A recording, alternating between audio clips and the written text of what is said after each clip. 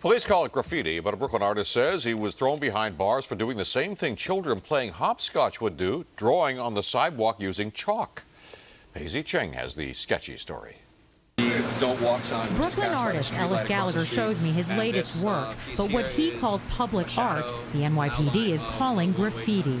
It's sidewalk chalk. It's water soluble, comes out with the rain. You can hose it off with water. Last Wednesday, a public television crew was filming Gallagher at work, chalk drawing on a sidewalk on Warren and Smith Streets when police stopped them and arrested Gallagher.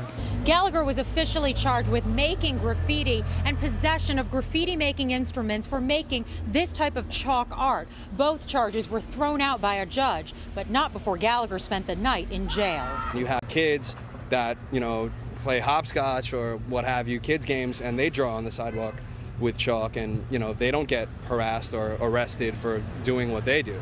Or do they? Gallagher's arrest comes a few weeks after a 6-year-old Park Slope girl made headlines after receiving a letter from the city sanitation department asking her to remove the chalk drawings from her front stoop. The NYPD declined to comment on this story, but according to the city law department, it is unlawful for any person to deface any street by painting, printing, or writing thereon. If it's on a building, I would think it would still be graffiti. I think of graffiti as something that is more permanent. That I can understand, but for chalk, it's kind of silly. Brooklyn residents may be torn over this issue, but not chalk artist Hani Shahada, who's renowned in Manhattan for his work. Shahada says police also gave him trouble early in his career.